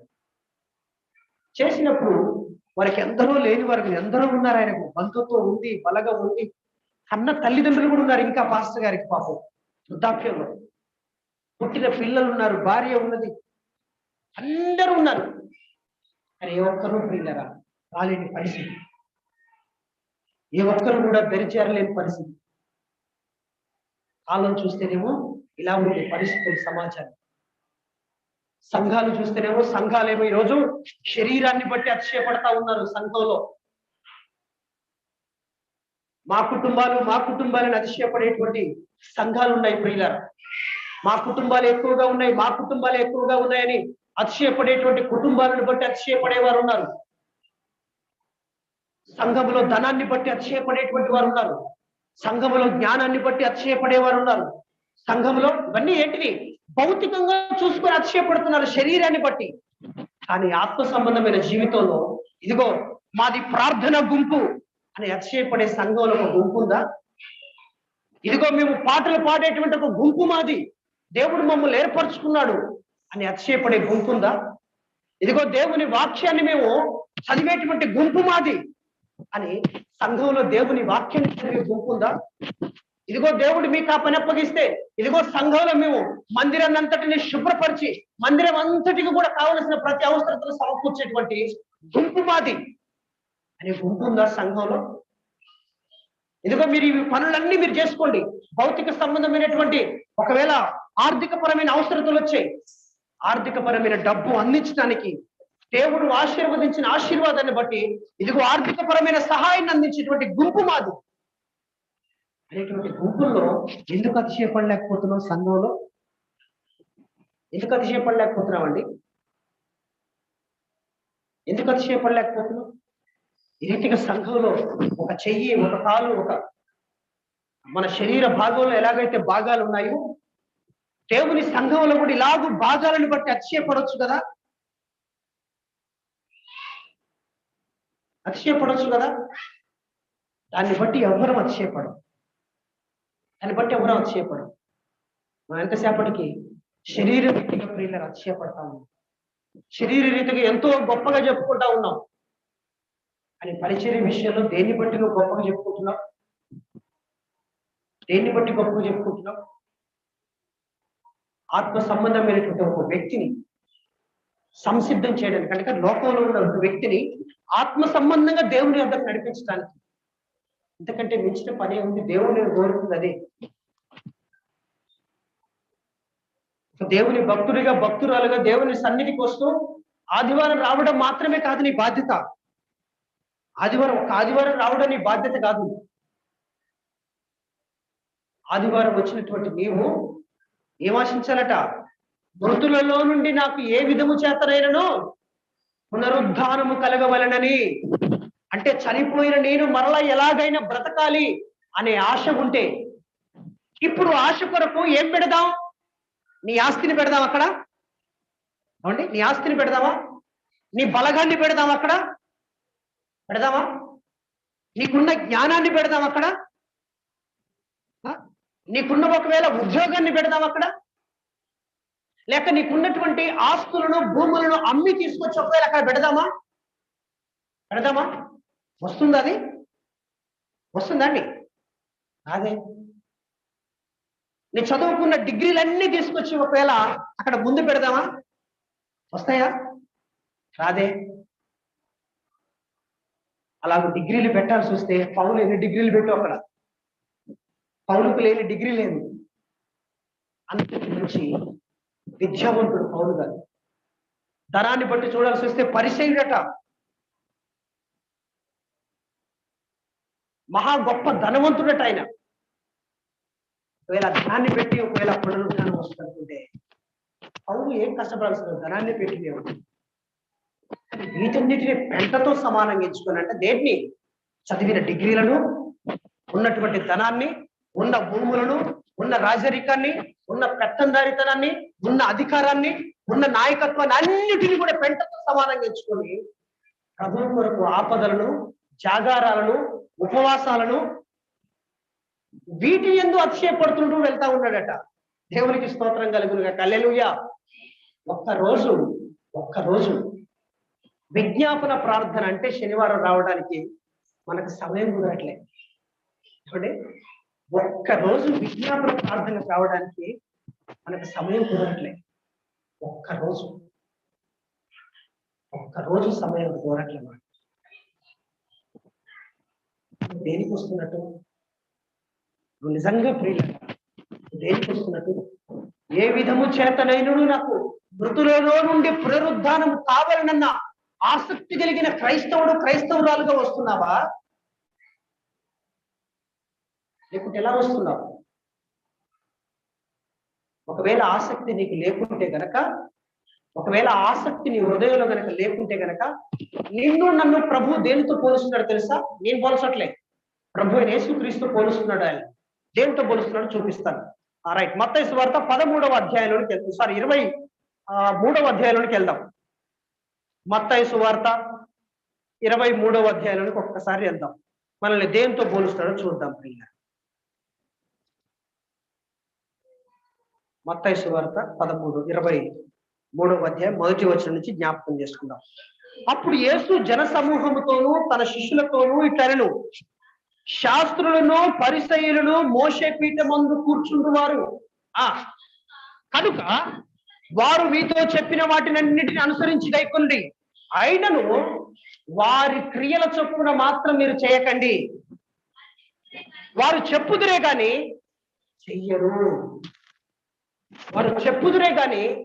చెయ్యరు. నీ జీవితంలో ఉందా ఇలాంటి లక్షణం? చెప్పడానికి అన్ని చెప్తావు కానీ చెయ్యని లక్షణం ఉందా? దేవుని సన్నిధిలో ప్రార్థనలు చేస్తావు, నేను ఇలా ఉండాలి అలా ఉండాలని, కానీ ఉండడానికి మాత్రం ఉండలేకపోయేటువంటి లక్షణం నీ జీవితంలో ఉందా? చెప్పుదురు గాని చేయరు. మోయ శక్యము గాని భారమైన బరువులు కట్టి మనుషుల భుజముల మీద వారు పెట్టుదురే గాని తమ వ్రేలితోనైనా వాటిని కదిలింపనుల్లరు. మనుషులకు కనపడ నిమిత్తము తమ పనులన్నీ చేయుదురు. తమ రక్షరేకులు వెడల్పుగాను తమ చెంగులు పెద్దవిగాను చేయుదురు. విందులలో అగ్రస్థానాలు, సమాజ మందిరములో అగ్రపీఠములు, సంత వీధులలో వందనాలు, మనుషుల చేత బోధకులని పిలువబడుటయు కోరుదురు. మీరైతే బోధకులని పిలువబడవద్దువా? ఒక్కడే మీ బోధకుడు, మీరందరూ సహోదరులు. మరియు భూమి మీద ఎవరికైనా తండ్రి అని పేరు పెట్టవద్దు, ఒక్కడే మీ తండ్రి, ఆయన పరలోకమందున్నాడు. మరియు మీరు గురువులని పిలువబడవద్దు, క్రీస్తు ఒక్కడే మీ గురువు. మీలో అందరికంటే గొప్పవాడు మీకు పరిచారకుడై ఉండవలను. తన్ను తాను హెచ్చించుకున్నవాడు తగ్గింపబడును. ఇక వీళ్ళని గురించి ప్రియులర్ అంటా ఉన్నాడు. ఇక కింది నుంచి ఉంటుంది ఇప్పుడు మ్యాటర్. అయ్యో వేషధారులైనా శాస్త్రులారా, పరిసయ్యులారా, మీరు మనుషుల ఎదుట పరలోక రాజ్యమును ఏం చేస్తా ఉన్నారట? మోయుదురు. అయ్యో వేషధారులైనటువంటి శాస్త్రులారా, పరిసయ్యులారా, మీరు మనుషుల ఎదుట పరలోక రాజ్యమును ఏం చేస్తారట? మోయుదురు. ఒక అన్యుడు నీ జీవితాన్ని పరిశీలిస్తే, ఒక అన్య జనులలో నుంచి నీ క్రైస్తవ జీవితాన్ని ఒక్కసారి పరిశీలన చేసి చూస్తే, అయ్యో వీరు క్రీస్తు మందిరానికి వెళ్ళేవారట, చర్చికి పోయేవారట కదా అని ఒక్కసారి నీ జీవితాన్ని చూస్తే, నీ జీవితాన్ని బట్టి పరలోక రాజ్యంలోనికి ప్రవేశించడానికి ఆసక్తి వారి హృదయంలో కలుగుతుందా? అంటే కలుగుతుందా? కలగట్లేదు అంటే రాజ్యానికి రాకుండా మూస్తా ఉన్నావు. నువ్వే మూస్తున్నావు. ఉదయకాలం మందిరము, సాయంకాలానికి ఎట్లుంటాయి మాటలు కానీ, ప్రవర్తనలు కానీ, క్రియలు కానీ ఎలా ఉన్నాయి? ఉదయకాలం దేవుని మందిరంలో పాడతాం, సాయంకాలానికి పాటలు వేరే ఉంటాయా? ఉదయకాలము దేవుని మందిరంలో ద్రాక్ష రసాన్ని తీసుకుంటాం, సాయంకాలానికి వేరే రసాన్ని తీసుకుంటున్నావా? ఉదయకాలానికి దేవుని మందిరానికి వచ్చి చక్కగా దేవుని మాటలు వింటాం, దేవుని మాటలు విని కాస్త బయటికి వెళ్ళగానే ఏ మాటలు వింటాం? ఎవరెవరికి ఏ సంబంధాలు ఉన్నాయి, ఎవరెవరు ఎలా ఉంటున్నారు, వాళ్ళ ముచ్చట, ఆ ఇంటి ముచ్చట, ఈ ఇంటి ముచ్చట, ఈయన ముచ్చట, ఆయన ముచ్చట. ఆ ముచ్చట్లన్నిటితో ఏం పని? నా ప్రభువుని గురించిన ముచ్చట్లు ఏం రాదు. నా ప్రభువుని గురించిన ముచ్చట కొరకు ఒక్కసారి దేవుని వాక్యం ముందు కూర్చోరాదు. ఆయన చెప్తున్నాడు ముచ్చట, ఎంత చక్కటి ముచ్చట్లు చెప్తాడు ఆయన.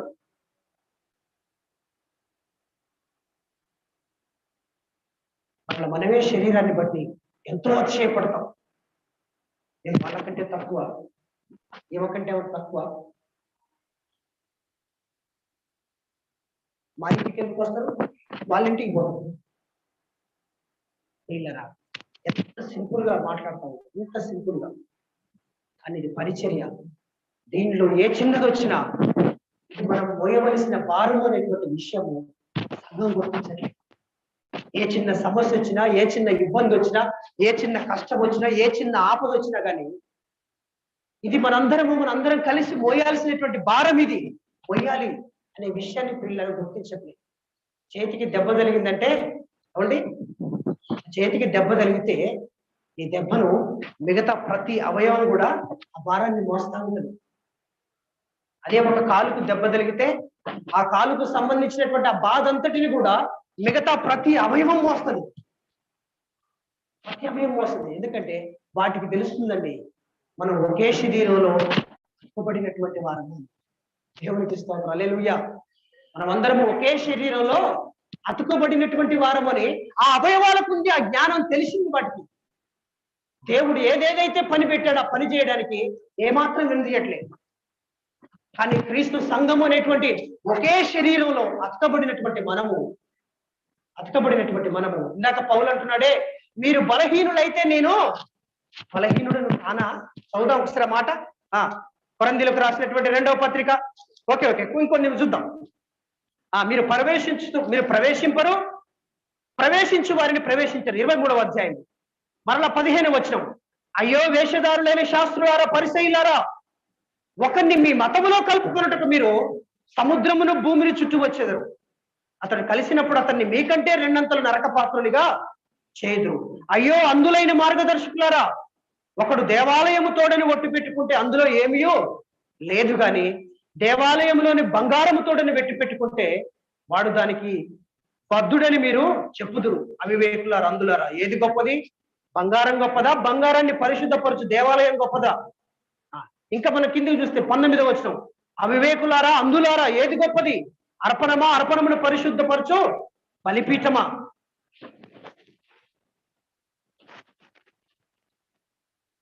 ఇచ్చే అర్పణమేమో ఏంటిది? ఒక ఎగ్జాంపుల్, మందిరానికి ఒక 10,000 ఇచ్చామనుకో. మందిరానికి ఒక 10,000 ఇచ్చాం.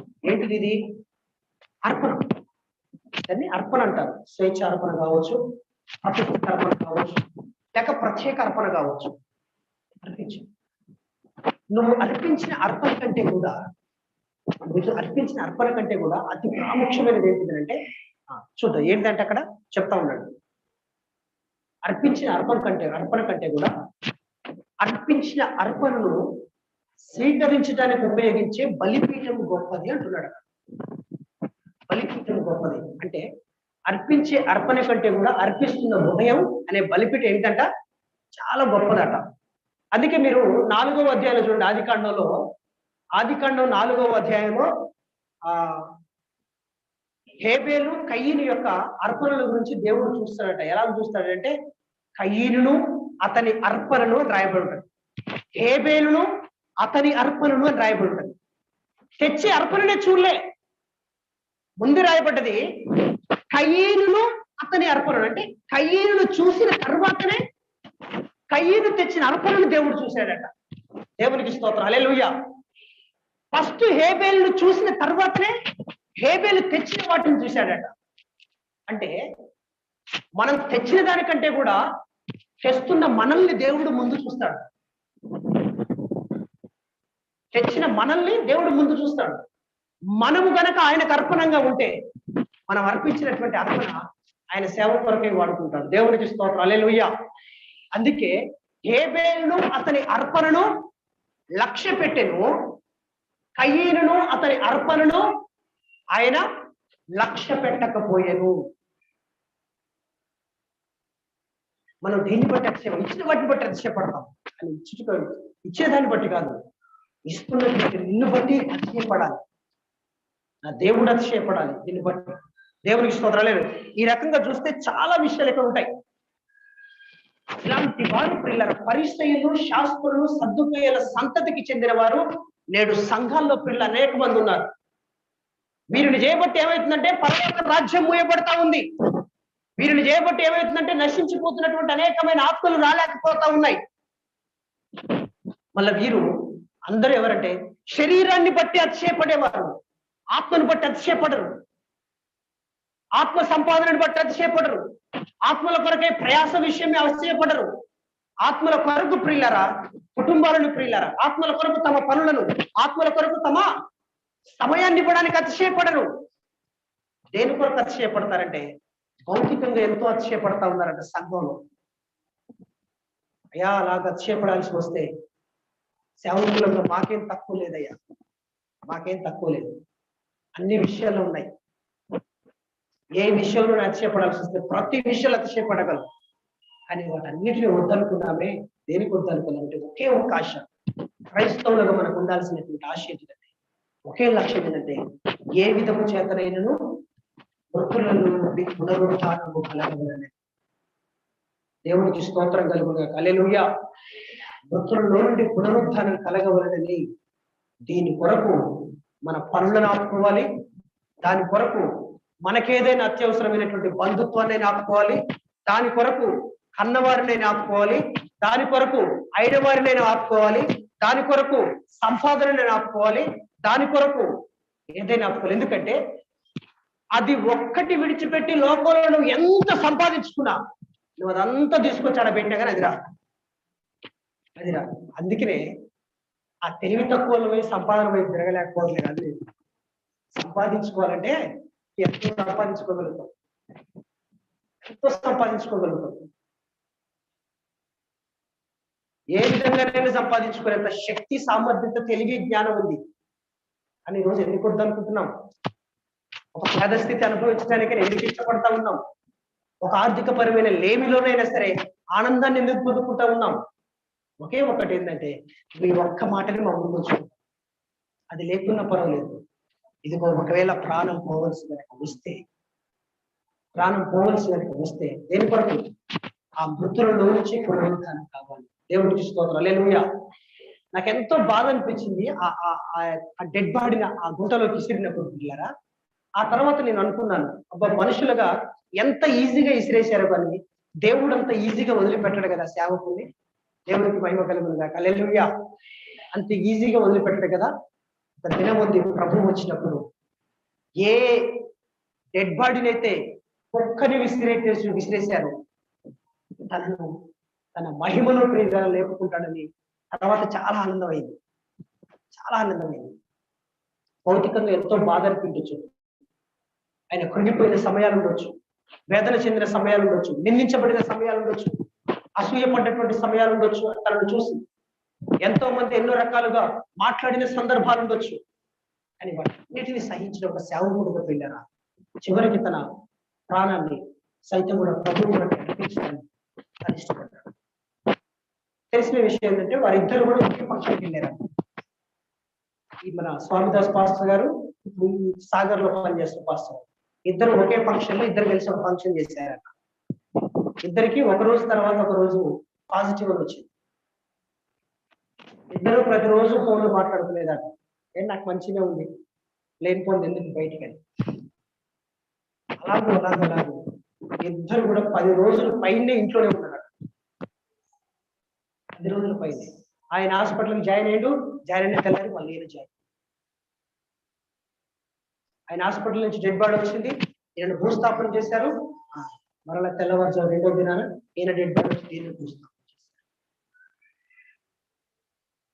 ఈరోజు వారనే కాదు, ఎంతో మంది ఈ కరోనా వెళ్ళారు, ఎంతో మంది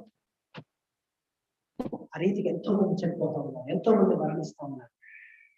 నిజంగా ఒక్కసారి ప్రాణాన్ని గురించి ఆలోచన చేస్తే, అది ఏది పెట్టినా రాని దాని కొరకు ఎందుకు ఇంత ప్రయాసపడతా ఉన్నారు ప్రతి మనిషి? కోసమో, కుటుంబ అతిశయం కోసమో, లేక జ్ఞానం చదివిపిస్తాడు, పెద్ద జ్ఞానాన్ని ఇస్తాడు, పెద్ద డిగ్రీలు చదివిపిస్తాడు. ఏం చేస్తావు డిగ్రీలు చదివించి? 2 డిగ్రీలు సంపాదించుకున్న కాబట్టి ఈ రోజు ఉన్న వారందరూ కూడా మనం ఒకసారి చూద్దాం. ఏ పెద్ద ఉద్యోగం చేసే వ్యక్తి ఒక 20 కుటుంబాలను సాగుతా ఉన్నాడు ఊళ్ళో, సాగుతున్నారా? సాగలుగుతున్నారండి? గ్రామంలో నుంచి ఒక పెద్ద ఉన్నతమైనటువంటి స్థానంలోకి వెళ్ళాడు అనుకోండి, ఆ వ్యక్తి ఆమె ఆ గ్రామంలో 20 కుటుంబాలను, పేద కుటుంబాలను నేను పోషిస్తానని వస్తున్నాడా? తన ఉద్యోగాన్ని బట్టి తనకే కదా, తన కుటుంబం కొరకే కదా, ఏదో సమయాన్ని బట్టి సందర్భాన్ని బట్టి రాష్ట్రంతో సహాయం చేస్తారు. కానీ ఒక బాధ్యతగా కొన్ని పేద కుటుంబాలను సాధాలనేటువంటి జ్ఞానమే నా చదువు నేర్పే జ్ఞానం నేర్పిస్తా ఉందా? నేను చెప్తా ఉన్నాను, ఇది కనుక చదవగలిగితే నీకున్నవి కూడా ఊడ్చిపెట్టి ఏ కుటుంబానికి రాదు. కాకపోతే ఏంటంటే ఆర్థిక పరమైనటువంటి దాన్ని రాదు, దగ్గరికి అంత ఈజీగా రాదు, అంత ఈజీగా రాదు. వస్తే కనుక ఎంతటి వారినైనా కానీ ఉన్నవి మొత్తం ఊడ్చిపెట్టిన సామర్థ్యత, ప్రేమలో దేవుడు రాపించాడు. ఎందుకంటే ఈ ప్రేమ అలా నేర్పిస్తా ఉంటాం. దేవుడికి మహిమ కలిగింది. హల్లెలూయా. అందుకే నా ప్రేమైన దేవుడికి సంగమా, ఈ మధ్యాహ్న కాలం అందరూ కూడా ఒకసారి ప్రార్థన పొందారు. నువ్వు క్రీస్తుని రక్షకుడుగా అంగీకరించి, నువ్వు యేసుక్రీస్తు ప్రభువుని స్వరక్షకుడుగా స్వీకరించి, నువ్వు యేసుక్రీస్తు ప్రభువుని పునరుద్ధానుడు అని విశ్వసించి, ఆదివారం కేవలం బైబిల్ని పట్టుకొని వచ్చేటువంటి వ్యక్తిగా, భక్తులుగా ఉన్నావా? పౌలు గారి వలె ఏ విధము చేతనైనను మృతులలో నుండి నాకు పునరుద్ధానం కలగాలి, దాని కొరకు నేను ఏదైనా చేస్తాను అనేటువంటి క్రీస్తును వెంబడించేటువంటి వ్యక్తిగా నువ్వు ఉన్నావు. ఈ మధ్యాహ్న కాలం ఒక్కసారి జ్ఞాపకం చేసుకో. ఒకవేళ లేకుంటే గనక నేను నిన్ను వెంబడిస్తాను ప్రభా అని రోజు నువ్వు తీర్మానం చేసుకో. ఎలా వెంబడించాలో ఈ మెసేజ్ ఈ రీతిగా కంటిన్యూ అవుతా ఉంటది. ఈ మెసేజ్ కంటిన్యూ అవుతా ఉంటుంది. ఏ విధము చేతనైనా మృతులలో నుండి పునరుద్ధానము పొందుకోవాలంటే ఈ భూమి మీద మనం చేయవలసిన పనులేందో ఈ సందేశాన్ని ఇలాగే నేను కొనసాగిస్తూ ఉంటాను. ఈ సందేశాన్ని నేను ఈ రీతిగానే కొనసాగిస్తాను. మనకి ఈరోజు నా ప్రభు ఎదుట నువ్వు తీర్మానం చేయగలవా? ఆ పరిస్థితి ఏదైనా కావచ్చు, అది ఎంతటి ఇబ్బంది అయినా కావచ్చు, ఇంకొక మాటలు చెప్పాలంటే నీ ప్రాణం పోయే స్థితి కావచ్చు. నువ్వు సిద్ధంగా ఉన్నావా క్రైస్తవ్యంలో ఉండి క్రీస్తుని వెంబడించడానికి? లేక నువ్వు సిద్ధంగా ఉన్నావా క్రైస్తవ్యంలో ఉండి కేవలం బైబిల్ని పట్టుకోవడానికి మాత్రమే, కేవలం బైబిల్ని పట్టుకునే వ్యక్తిగా మాత్రమే ఉండాలనుకుంటున్నావు?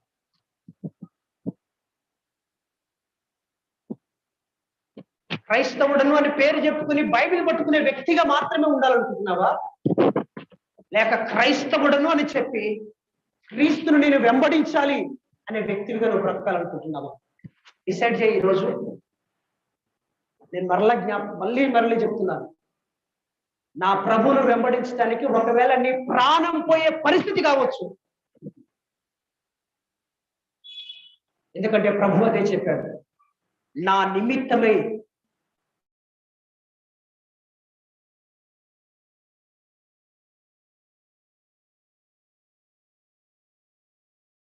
పెట్టగలవని ఈ మధ్యాహ్న కాల వేళ నేను అడుగుతా ఉన్నాడు. నువ్వు దేనికి అంగీకరించావు ఆయన రక్షకుడుగా? నేనైతే ప్రియులారా ప్రభువుని అంగీకరించిన, ఎందుకంటే నీ నిమిత్తమై నా ప్రాణాన్ని సమర్పించడానికి నేనయ్యా నిన్ను వెంబడిస్తున్నాను, నిన్ను రక్షకుడుగా అంగీకరిస్తున్నానయ్యా. నీ నిమిత్తమై నా ప్రాణాన్ని ఇస్తాను, ఎందుకంటే నాకు నీ పునరుద్ధానం కావాలి. ఒకే ఒక ఆశ, ఒకే ఒక ఆశ. ప్రార్థన చేసుకున్నాం. మహాగరుడైన తండ్రి, నీకు వందనాలు ప్రభువా. శరీరాన్ని బట్టి అతిశయపడేవారు ఉన్నారని పౌలు గారు ఆ రీతిగా నేను అతిశయపడవలసి వస్తే మరి ఎక్కువగా అతిశయపడవలసి ఉన్నది అంటున్నాడయ్యా. అని శరీరాన్ని బట్టి అతిశయపడక ఆత్మను బట్టి ఎలా అతిశయపడాలి, ఆత్మను బట్టి ఎలా ప్రభావం గొప్పగా చెప్పుకునే పరిస్థితులు ఉంటాయి.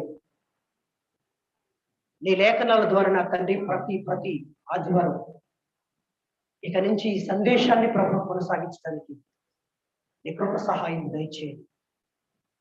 ఈ దినమైతే ప్రభు శరీరాన్ని బట్టి అతిశయపడేవారు లేకపోలేదు, ఉండి ఉన్నారు ఆయన. ఒకవేళ శరీరాన్ని బట్టి అతిశయపడేవారు అయితే కనుక ఇది ఉదయకాల సమయంలో మా శరీర సంబంధంగా ఏది చూసినను మాకు మృతులలో నుండి పునరుద్ధానాన్ని మాత్రం ఇవ్వట్లేదయ్యా. కనుక ఇక నుంచి ఆత్మను బట్టి అతిశయపడడానికి ఎవరైతే ఆసక్తి కలిగి, ఎవరైతే ఆశపడి, ఎవరైతే ప్రభాన్ని ఎదుట నిలవబడాలని ఆశపడుతున్నారో, ఇదిగో వారి హృదయాలను చూస్తున్న దేవుడు, వారు చేస్తున్న ఆలోచనలు నువ్వు చూస్తున్న దేవుడు అయ్యా. నేనెంతటి వాడు కనుక ఒక్కసారి జ్ఞాపకం చేసుకున్నాను. అట్టి వారితో ప్రతి వారు చక్కగా మాట్లాడి నీ బిడ్డలను నడిపించుకోవడానికి మా ఆత్మల కాపరి, మా ప్రధాన కాపరి, మా మంచి కాపరి మాకు తోడై ఉండి నడిపించమని ఈ పాదాలను బట్టి ప్రతి వారికి యేసునామములో ప్రార్థిస్తున్నాను తండ్రి. ఆమేన్. ఆమేన్. పరమ తండ్రి అయిన దేవుని యొక్క ప్రేమ, అద్వితీయ కుమారుడు మన రక్షకుడైన యేసు క్రీస్తు ప్రభు యొక్క కృప, పరిశుద్ధాత్మ దేవుని అన్యోన్య సహవాసము, శాంతి సమాధానం లైవ్ జీవులో పాల్గొనేటువంటి వీళ్ళందరికీ సదా నైవేద్యం ఉంది నడిపించుకున్నాను. ఆమేన్. Okay, thank you. లైవ్ లో ప్రభుత్వం కొనసాగినటువంటి అందరికీ ప్రభు పేరట నా ప్రత్యేకమైనటువంటి వందనాలు తెలియజేస్తాను. God bless you.